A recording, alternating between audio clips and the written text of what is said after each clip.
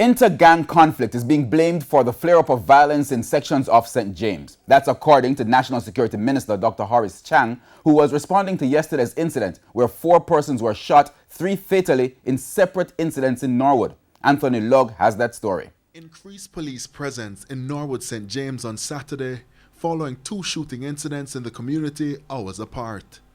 This has left the residents on edge. No war at all, no war at all, no, nothing at all. You know, nothing at all. So me don't know what it is all about. The first incident occurred sometime after 7 Friday evening at this bar in an area known as Hollywood in the community.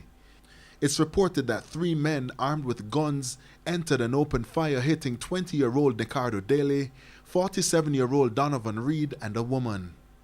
They were taken to hospital where the men were pronounced dead and the woman admitted. Me cry all night, man. And my daughter, you know. My daughter, me cry all night. Up till now, me no sleep. Your daughter injured? Yeah, man, and get a shot in her leg. And I run, she have to run to save her life. And 2 of them run him down. The mother of Donovan Reed told our news team how she got the news. And after the shooting subsided, me hear somebody they bawl. And they ask, call, Miss Betty, Miss Betty. Somebody say me fi call Miss Betty. And when me come out, me say, oh, no, tell me, how? Then say, he up there, so. Then you say, he get shot and dead. They don't up in the bar. No, not more. But by midnight, the police were called to another shooting, this time on Irish Drive in the community. A man was shot in his head at his gate. He later died in hospital. Police say his cell phone was also stolen.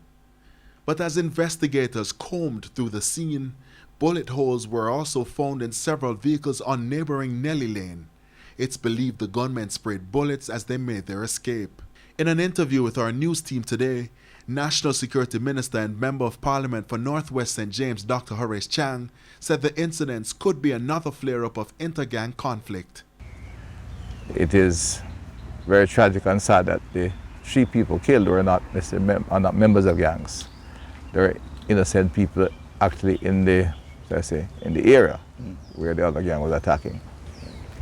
The police have been very active in the parish, and I guess we just have to they will have to put more pressure on the individual gangs in these areas and seek to disrupt them. He noted that most of the leaders of the gangs in the community have been apprehended by the police and stated that the younger members are causing problems.